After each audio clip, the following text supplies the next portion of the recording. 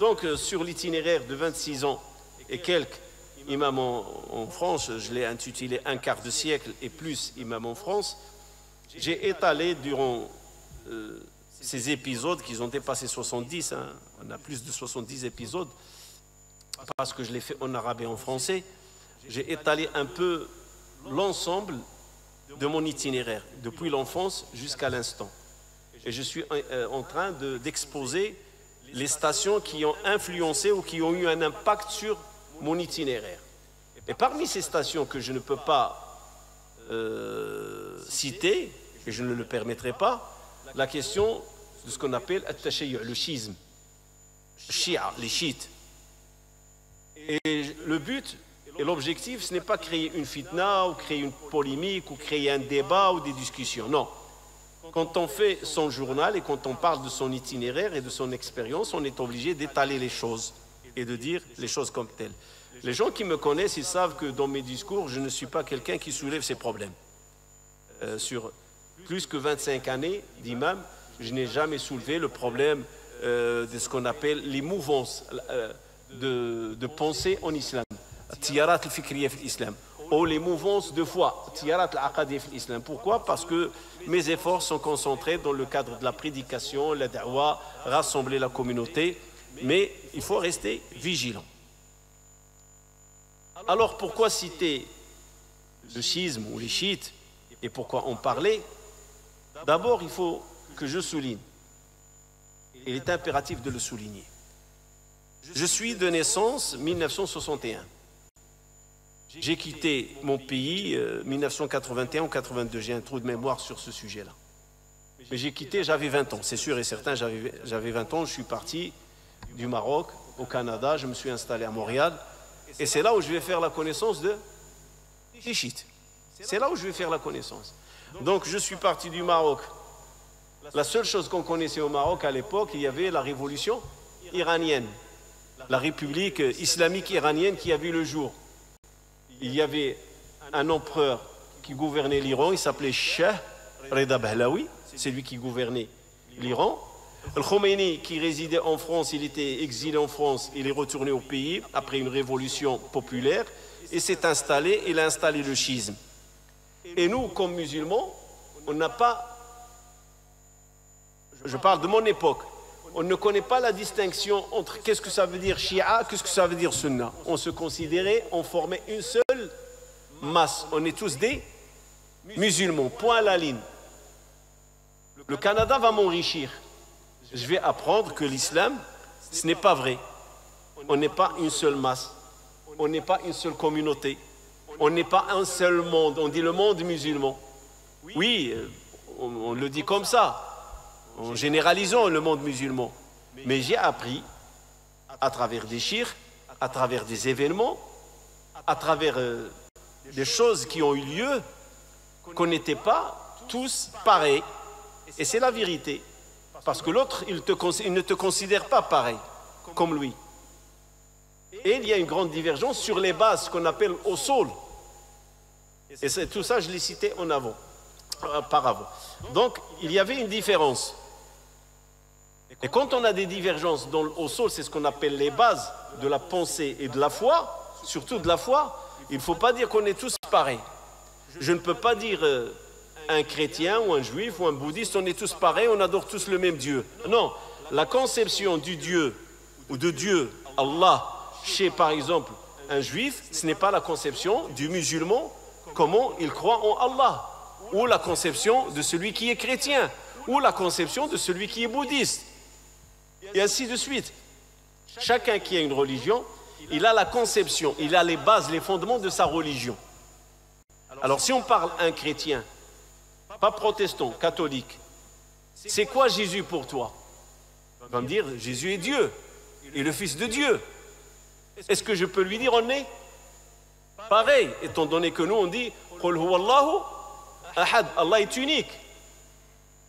Allahu samad, il se suffit à lui-même. Lam yalid, il n'a pas d'enfant. Wa lam yulad, il n'a pas été enfanté. Wa lam yakul lahu kufuwan ahad, et il n'a pas d'équivalent. Et je vais lui dire, on est tous pareils. Si maintenant je retourne auprès d'eux, un juif, C'est quoi ta conception de Dieu? Ils ont une conception de Dieu, il y a du négatif et du positif. À un certain moment, ils ont dit Dieu est radin. On est plus généreux que Dieu. Il y a des conceptions dans le judaïsme, comme le Coran l'a cité. Et je vais lui dire, on est pareil. Ils ont dit Uzairu ibnullah. Ozir, il est le fils de Dieu. Eux aussi, ils ont prétendu. Donc, je ne peux pas dire à un juif, on est tous pareils. Comme lui, il va me dire, vous les musulmans, vous n'êtes pas comme nous. Il ne reconnaît pas les musulmans, un juif. Un chrétien ne reconnaît pas les musulmans. Et moi, je vais lui dire, on est tous pareils. Non, c'est faux. Comme principe et comme approche, elle est très dangereuse. Et d'ailleurs, actuellement, à l'instant que je vous parle, ça se travaille des années. Mais là, ça prend de l'ampleur. Ça prend de l'ampleur. Et les derniers événements qui ont eu lieu à l'Aqsa, l'épée de l'Aqsa, ils ont fait un moratoire sur cette pensée. Ils l'ont mis en pause. C'est ce qu'on appelle le langage et la religion abrahamique. Ou abrahamien, quelque chose comme ça. Ils l'appellent Diana al-Ibrahimiya. C'est quoi cette religion? Dans cette religion, ce qui est voulu, c'est que le musulman ne se retourne plus vers le Coran ni vers la Sunna. Et on va créer un Dieu commun à certains qui sont chrétiens, à certains qui sont juifs, et à certains qui sont musulmans, et même des bouddhistes peuvent adhérer à cette religion. Une Macédoine, un mélange de foi et de aqaïd, et pour nous dire, voilà, vous appartenez tous à Ibrahim. Et Allah subhanahu wa ta'ala, qu'est-ce qu'il nous dit sur Ibrahim? Ma kana yahudiyan, wala nasraniyan, walakin kana musliman hanifa. Allah nous le dit dans le Coran. Ibrahim n'a été ni juif, ni chrétien, mais il était sur la pureté, l'islam, la soumission à l'islam. Et donc, il y a cette volonté chez des gens pour nous éloigner du Coran, nous éloigner de la Sunna. Ils nous parlent d'une religion abrahamique. Et d'ailleurs, je ne sais pas si vous suivez l'actualité, ça remonte à 2 ans, 3 ans.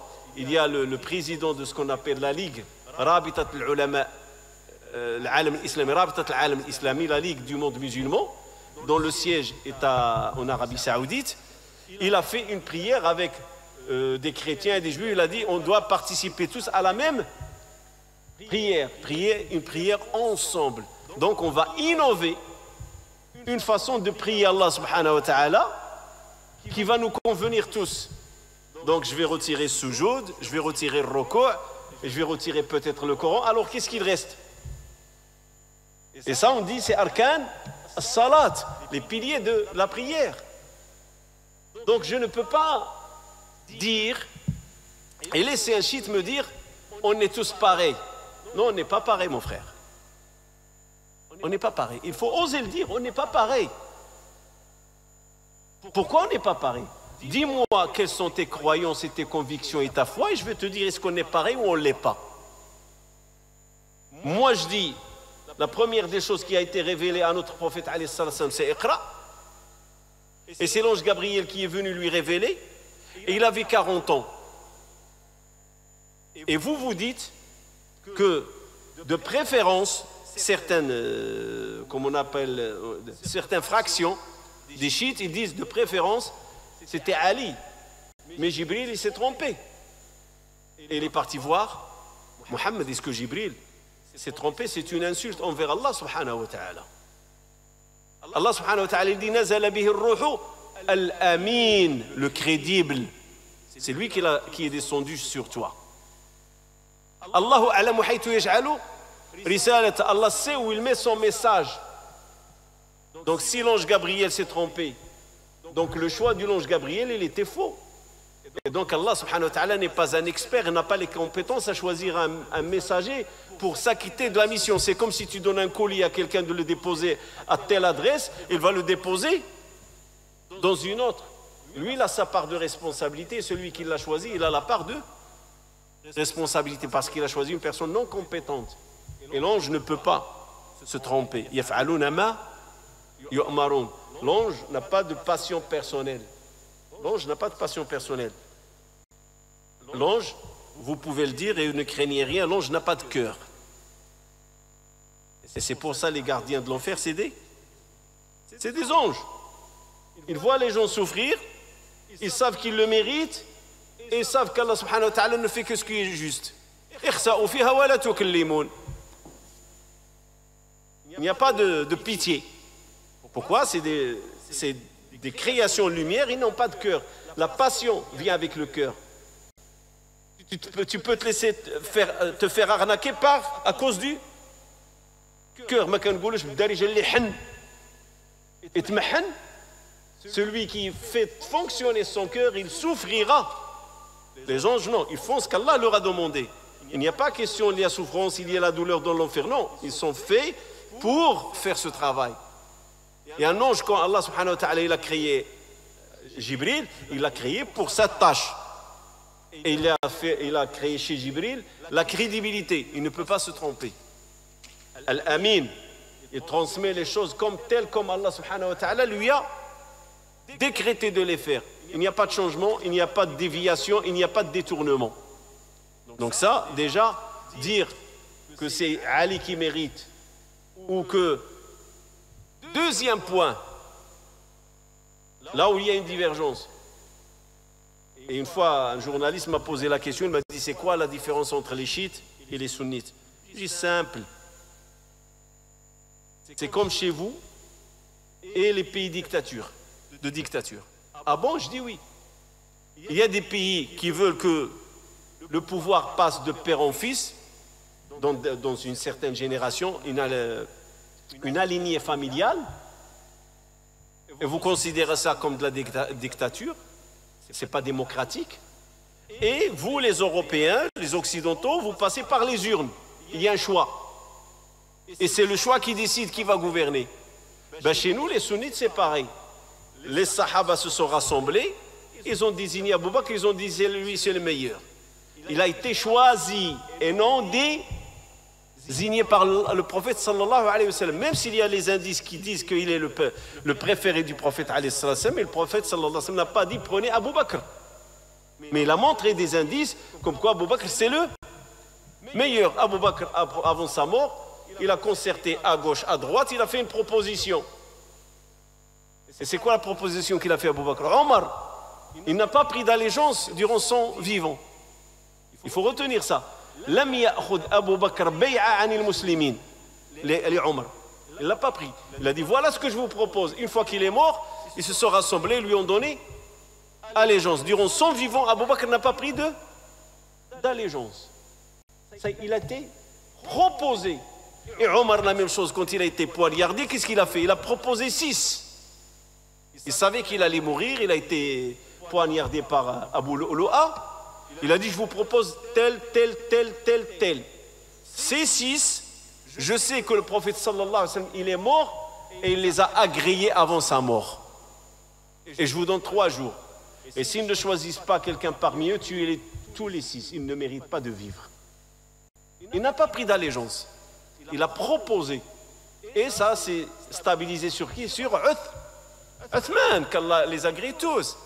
Je dis, voilà ce qui en est entre la différence entre nous et ce qu'on appelle les chiites. Le problème des chiites, c'est la lignée de la famille du prophète alayhi salam. Et j'ai entendu de mes propres oreilles, vous pouvez chercher sur YouTube, un savant parmi les savants chiites, il dit qu'Allah te pardonne, Mohammed. Son et image. Il dit qu'Allah te pardonne. Pourquoi tu n'as pas désigné Ali? Tu aurais pu nous éviter un problème. Pourquoi? Bon, donc lui, il est convaincu que c'est Ali et que le prophète sallallahu alayhi wa sallam a manqué à son devoir de désigner. Est-ce qu'il y a une insulte plus grave que celle-là? Tu accuses le prophète sallallahu alayhi wa sallam de manquer à son pouvoir et de ne pas désigner la personne à laquelle il revient le pouvoir de gouverner. Il dit Ghafarallahu laka ya Muhammad, qu'Allah te pardonne, ô Muhammad. Et il parle du prophète Muhammad sallallahu alayhi wa sallam pour que quelqu'un ne me dise pas non, il voulait dire Muhammad. Non. Il a désigné le prophète alayhi salam. Troisième point, quand on dit qu'il n'y a que 4 compagnons qui ont pu garder la foi et n'ont pas trahi. Vous savez, les compagnons, il y a une divergence sur leur nombre. Le minimum qu'ils disent, c'est 140 000. Le minimum, hein, c'est 140 000. Ils disent que c'est les compagnons de Hajjat, le Wada'. Il y en a 140 000. Il y en a qui disent plus, 300 000. Parce que tous ceux qui ont vu le prophète sallallahu alayhi wa sallam, ils sont considérés des compagnons. Parce que si on retourne dans la définition, c'est quoi un compagnon? C'est celui qui a entendu ou vu le prophète alayhi. Pourquoi ils ont dit entendu et n'ont pas dit il a vu? Parce qu'il y avait Abdullah ibn Umm Maktoum qui était aveugle. Donc il n'a jamais vu le prophète alayhi salam. Pourtant c'était Mu'addin Rasoul alayhi salam. C'est pour ça qu'ils ont dit les compagnons, c'est les personnes qui ont entendu, si ce n'est qu'une seule fois, le prophète sallallahu alayhi wa sallam, ou ils l'ont vu. Et donc, celui qui a entendu le prophète, il était aveugle, qu'Allah l'agrée, sallallahu alayhi wa sallam, il a vu le prophète sallallahu alayhi wa sallam, c'est un compagnon. Alors quand on dit l'ensemble des compagnons, ils ont trahi, il n'y a que 4 qui n'ont pas trahi. Abu Dharr al-Ghifari, Salman al-Farisi, le Muqdad ibn Amr, le 4e, je l'ai oublié. 4. L'ensemble, c'est des traîtres. Pourquoi? Parce qu'ils se sont tous alignés avec qui? Avec Abu Bakr pour lui donner allégeance. Alors, méditons dans cette affaire. Comment ça se fait? Et je vais lui dire, on n'est pareil. Hein? Quelqu'un va me dire, ah non, Shia Sunna b'al. Non, non, non, non, non, non, non. Arrête. On n'est pas pareil. Moi, je ne dis pas Abu Bakr c'est un traître. Radiyallahu ta'ala anhu. Moi, je ne dis pas que Omar est un traître. Radiyallahu ta'ala anhu. Moi, je ne dis pas que Uthman est un traître. Radiyallahu ta'ala anhu. Ce sont des personnes agréées par Allah subhanahu wa ta'ala dans le Coran et dans la Sunna du prophète alayhi salatu salam. Donc, on ne peut en aucune condition accepter cette allégation qu'on est tous pareils. Dans le même sens, quand on dit que le prophète sur 23 années, il a enseigné, il a éduqué, il a mené des guerres, il a créé une société à Médine, il a adoré Allah comme Allah lui a dit adore Allah jusqu'à ta mort. Allah subhanahu wa ta'ala lui révèle وَإِنَّكَ لَعَلَى خُلُقٍ عَظِيمٍ وَمَا أَرْسَلْنَاكَ إِلَّا رَحْمَةً لِلْعَالَمِينَ الْيَوْمَ أَكْمَلْتُ لَكُمْ دِينَكُمْ وَأَتْمَمْتُ عَلَيْكُمْ نِعْمَتِي وَرَضِيتُ لَكُمُ الْإِسْلَامَ دِينًا. Tous ces versets, tu es une miséricorde pour l'univers, tu es d'une éthique très immense et aujourd'hui, je vous ai parachevé votre religion. Ça veut dire que le prophète sallallahu alayhi wa sallam, il s'est acquitté de sa mission. Parce qu'Allah lui a chargé de transmettre, il l'a transmis. À Hajjat al-Wada', au pèlerinage d'adieu, qu'est-ce qu'il disait? Ala hal ballagt. Les Sahaba disent Naam, ballagt, bala ya Rasulallah. Certes, tu as transmis. Alors il dit Allahumma fashhad. Oh Allah, sois témoin de leur réponse. Il a dit 3 fois. 3 fois. Ala hal ballagt. بلا يا رسول الله اللهم فاشهد ألا هل بلغت بلا يا رسول الله اللهم فاشهد 3 fois. Et on va dire qu'à la fin il y a tout le monde qui a trahi et tout le monde a tourné le dos sauf 4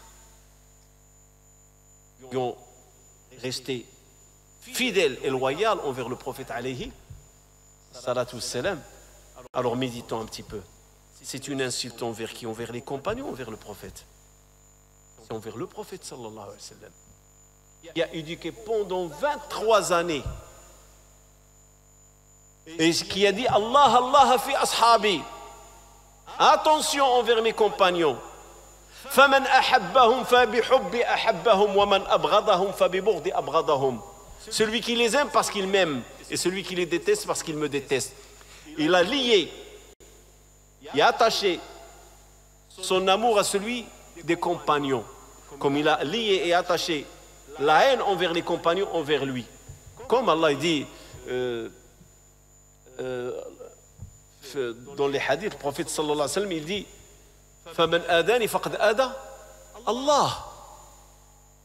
Si tu fais du mal au prophète sallallahu alayhi wa sallam, c'est que tu es en train de faire du mal à qui? Allah subhanahu wa ta'ala. La même chose, il dit sallallahu alayhi wa sallam. Celui qui aime mes compagnons, il m'a aimé. Et celui qui déteste mes compagnons, il m'a détesté. Et puis on va dire, ses compagnons, ils ont trahi? Non, impossible. Il n'y a pas de trahison. En aucun moment, les compagnons n'ont trahi. Pourquoi? Parce qu'ils ont bien compris l'islam. Que le meilleur d'entre nous doit mener.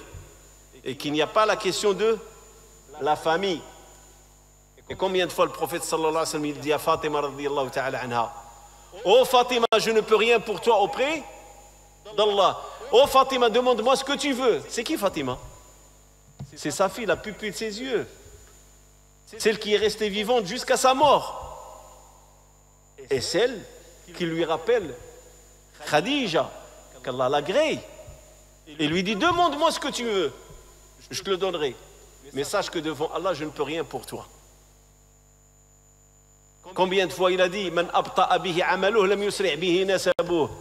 Celui qui tarde dans ses bonnes actions, il n'en a pas. Il ne croit pas que c'est les liens familiaux qui vont le sauver ou les liens de sang. Donc le prophète sallallahu alayhi wa sallam, il était clair. Il a bien enseigné à ses compagnons. Il leur a donné le certificat qu'ils sont agréés. Et Allah subhanahu wa ta'ala l'a confirmé dans le Coran. Laqad radiyallahu anil ladina yubayyi'unaka tahta ash-shajara. Allah il a agréé ceux qui te donnent allégeance sous l'arbre. Radiyallahu anhum wa radu an. Combien de fois il est dans le Coran? Et nous on vient à la fin pour dire on est tous pareils. Non, on n'est pas pareils. Tu m'excuses mon frère. L'approche que tu as envers le prophète, je ne l'ai pas. Moi je dis que le prophète sallallahu alayhi wa sallam, il s'est acquitté de sa mission. Il a fait son devoir. Il était le meilleur enseignant. Il a créé la meilleure des communautés. Kuntum khayra ummatin ukhrijat linnas ta'muruna bil ma'ruf wa tanhauna 'anil munkari wa tu'minuna billah. Donc, il a créé, il a réalisé sallallahu alayhi wa sallam la meilleure des communautés. Quand il y a Bani Najran, Nasara Najran, quand les chrétiens de Najran sont venus voir le prophète sallallahu alayhi wa sallam, ils sont restés. C'est eux qui a fait avec eux Ayat al-Mubahala, l'invocation de la malédiction, avec Nasara Najran. Et à la fin, qu'est-ce qu'ils ont dit avant de quitter? Ils ont dit au prophète sallallahu alayhi wa sallam, Innakum ma'shar al-muslimuna indana mardiyoun. Ça, c'est des chrétiens qui témoignent au prophète sallallahu alayhi wa sallam et ils témoignent envers ses compagnons. Vous êtes des gens agréés auprès de nous. C'est-à-dire, ils ont regardé la société musulmane. Ils sont restés 3 jours. Ils n'ont vu que du bien. Et avant de partir, ils ont dit, on aimerait bien prendre quelqu'un parmi tes compagnons pour qu'il soit un juge et un arbitre chez nous, parmi nous. C'est-à-dire des chrétiens qui demandent à un musulman de trancher entre eux les litiges. Et monsieur le chiite, il va venir me dire, on est tous pareils. Non, non, non, on n'est pas pareils, mon frère. Jamais de la vie. Jamais de la vie. Alors, ça c'est une chose aussi. Il ne faut pas l'oublier. Ajoutons. Alors, quand on leur dit, soit ces gens-là, on va supposer qu'ils ont trahi. Mais pourquoi le prophète sallallahu alayhi wa sallam s'est marié avec la fille d'Abou Bakr, Aïcha, qu'Allah l'agrée? Et pourquoi le prophète sallallahu alayhi wa sallam s'est marié avec Hafsa, la fille de Omar, qu'Allah les agrée? Et pourquoi le prophète sallallahu alayhi wa sallam va marier la première fille à Uthman, il va mourir, il va lui ajouter une deuxième. Elle va mourir, il va lui dire, Wallahi, si j'en avais une troisième, je te la donnerai. Et vous savez, l'insulte va jusqu'à où? Pour éviter leur mal. Il utilisait ça par ruse et dissimulation. Elle ne mérite pas d'être prophète, vous m'excusez. Le prophète, il avait peur. Il dissimule sa crainte d'Abou Bakr, de Omar, de Uthman. On n'est pas comme vous, vous m'excusez. Si c'est comme ça que vous pensez de Muhammad sallallahu alayhi wa sallam, on n'est pas comme vous. Le plus courageux des courageux, c'est le prophète sallallahu alayhi wa sallam. Le plus intelligent, c'est le prophète Muhammad sallallahu alayhi wa sallam. Le plus crédible, le plus authentique, c'est Muhammad sallallahu alayhi wa sallam. Il ne peut pas, par dissimulation, prendre une épouse de tel ou de tel. Ou par dissimulation, marier ses filles à tel ou tel. Par dissimulation. Taqiyya. Et après, quelqu'un va me dire, non, Shia Sunna n'est pas pareil. Non, non, on n'est pas pareil. Ne me dis pas cela. Si tu me dis moi et toi on est pareil, ben alors moi et le chrétien on est pareil. Ça passe, ça ne passe pas. Là, regardez encore un autre exemple. Pourquoi je repars à la case du départ? On ne connaît rien sur les chiites. Et c'est pour ça que certaines personnes, hier un frère m'a interpellé, il m'a dit mais la neutralité. Je dis quelle neutralité? Ça fait partie de leur langage, soyons neutres.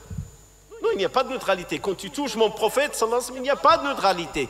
Quand tu touches Abu Bakr, Omar, Uthman, et tu touches les épouses du prophète, sallallahu alayhi wa sallam, il n'y a plus de neutralité. Je ne peux pas être neutre. Sinon, je le serai avec les autres. Quand tu accuses une épouse du prophète, sallallahu alayhi wa sallam, comme quoi il a commis le péché, le grand péché, et tu me demandes d'être neutre, tu es en train de parler de Aïcha radiyallahu anha, qu'Allah il a innocenté par le Coran, et tu veux que je sois neutre? Tu es en train de parler de Hafsa, qu'Allah l'a guéri, tu veux que je sois neutre? Ah non, je ne peux pas être neutre. Non. Il y a des lignes rouges, comme on dit. Il y a des lignes rouges. Mais malheureusement, je le dis, je le répète.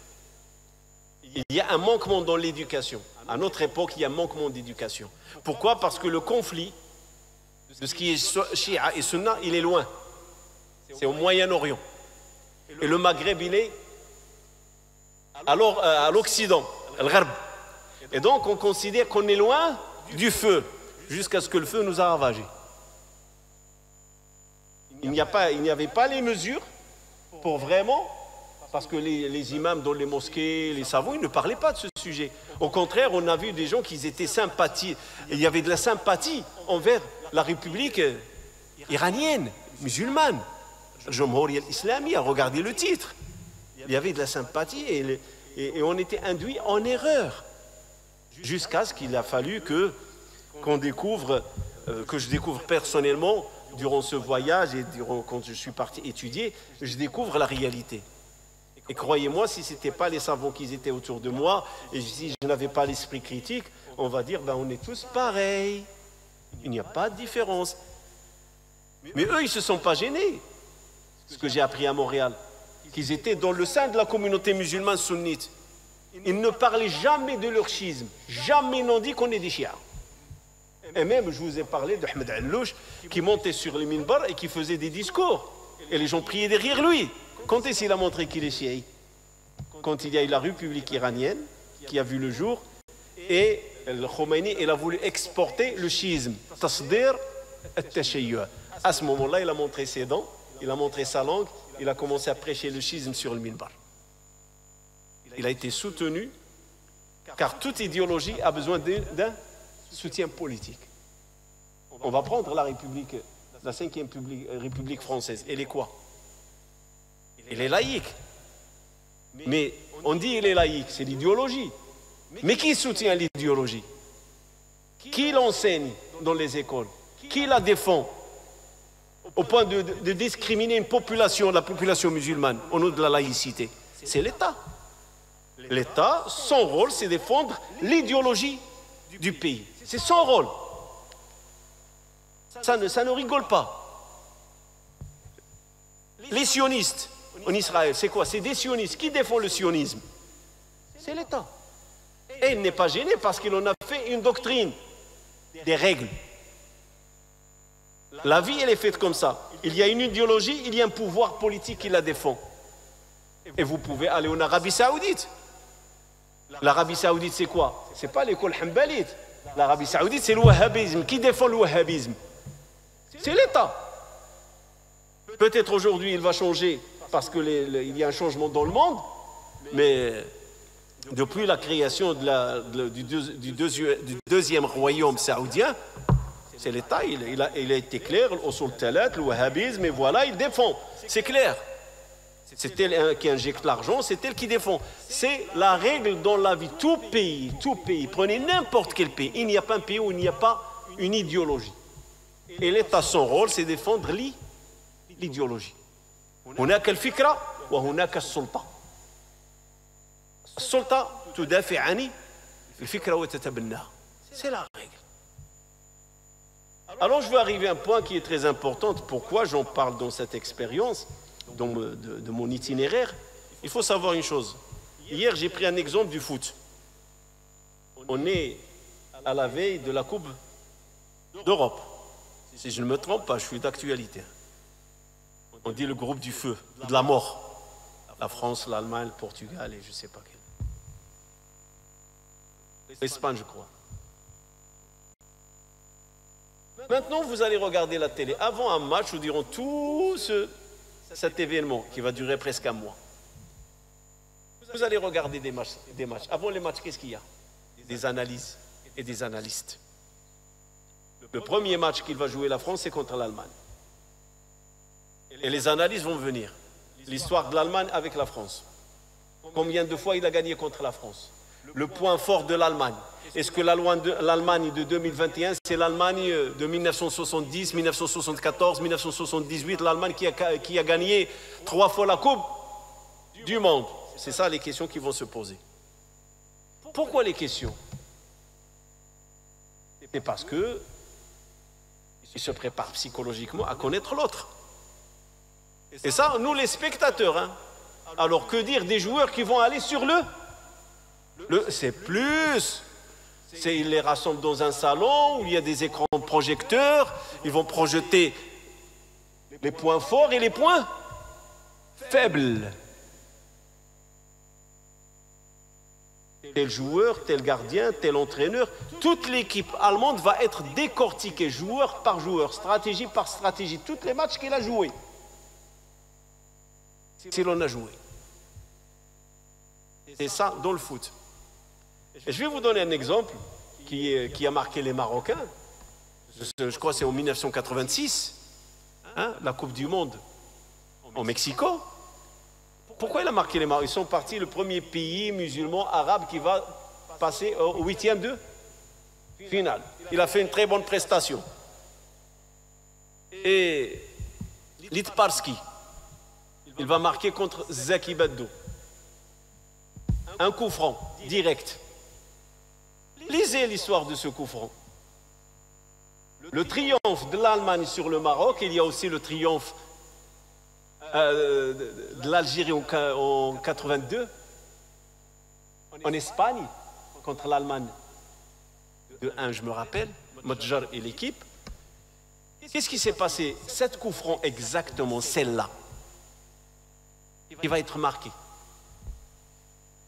Parce qu'il y a une étude sur Zaki. C'est un grand gardien de but. Mais il a un défaut. C'est quoi le défaut? Quand il fait une extension sur le côté droit, il est très faible. Ce n'est pas la même extension quand il a fait du côté gauche. Quelqu'un va me dire, mais tout ça, qu'est-ce qu'il a avec le schisme? Attends, ne te précipite pas. Je voulais te dire, toute chose, ça s'étudie. Quand tu vas contre un adversaire dans le terrain, tu dois savoir ses points forts et ses points faibles si tu veux gagner. Ou au moins sortir avec le minimum de... Alors on va sortir du foot. On va venir vers Corona. Pourquoi jusqu'à présent, aujourd'hui, Corona tourne la tête? Les variants britanniques, brésiliens, sud-africains, les variants hindous, il leur a tourné la tête.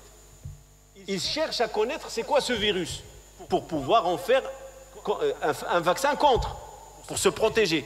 Mais vous croyez ça, Corona, il est apparu, tenez, on va fabriquer un vaccin comme ça à l'aveuglette? Il faut étudier le virus.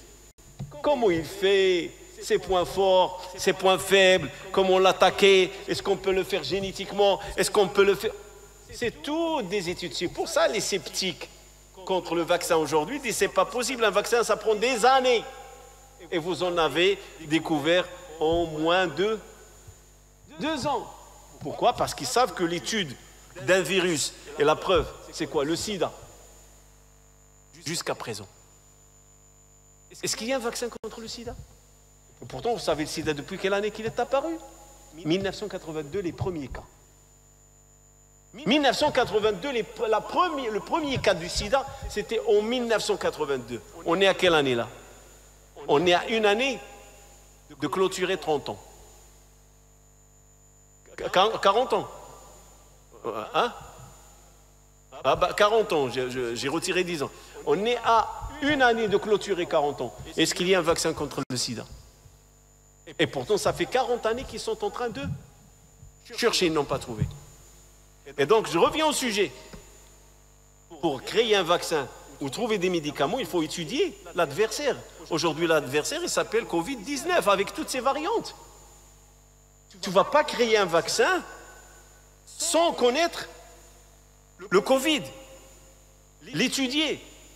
La même chose pour donner un vaccin à nos enfants contre le schisme. Il faut savoir c'est quoi le schisme. La position des chiites par rapport au Coran. La position des chiites par rapport à la sunna. La position du chiite par rapport au prophète sallallahu alayhi wa sallam. La position des chiites par rapport aux compagnons. Il faut connaître ces choses. Et si quelqu'un ne connaît pas cela, qu'est-ce qu'il va retenir? Non, c'est des gens, alhamdoulilah, tu t'assois, ils te disent l'amour de la famille du prophète sallallahu alayhi wa sallam. Et comme il a dit le frère, ils ont une porte, la fragilité de la jeunesse. Ils te disent les gens de la sunna, c'est des durs, c'est des radicaux.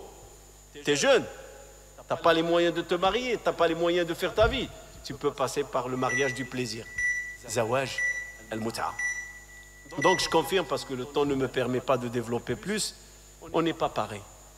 Et il faut, pour créer un vaccin, que la jeunesse sache c'est quoi le schisme, on doit leur dire, voilà c'est quoi Shia. Ne mélangeons pas le côté politique. Aujourd'hui, les gens parlent Shia, ils ont soutenu les frères en Palestine. Ça, c'est un choix stratégique. Un musulman, il est en guerre, il a le droit d'acheter les armes là où il les trouve. Il les trouve chez l'Iran, il va l'acheter. Même, si vous lisez des articles, la résistance palestinienne achète des armes auprès des Israéliens sous la table. Il y en a des Israéliens qui vendent des armes. Ils veulent l'argent, ils s'en fichent qui va gagner. Oui. N'ont-ils pas arrêté une fois dans une des préfectures, j'ai entendu ça ici en France, que des fonctionnaires dans la préfecture, ils donnaient des fausses cartes de grise? Il y a des gens qui sont attirés par l'argent. Voilà, tu lui montres un billet, il va devenir fou. Il te dit, je te ramène ta carte grise. Pourquoi? C'est la question d'argent. Donc, quand on est en guerre, ne me dis pas pourquoi ils achètent chez les Iraniens. C'est de la politique et c'est de la stratégie. Vous avez un exemple, et je vais clôturer avec pour passer à l'Aden. La guerre qu'il a eue les Iraniens contre Saddam, qui vendait les armes aux Iraniens? Israël et les Américains. Ils passaient par qui? Par l'Arabie saoudite.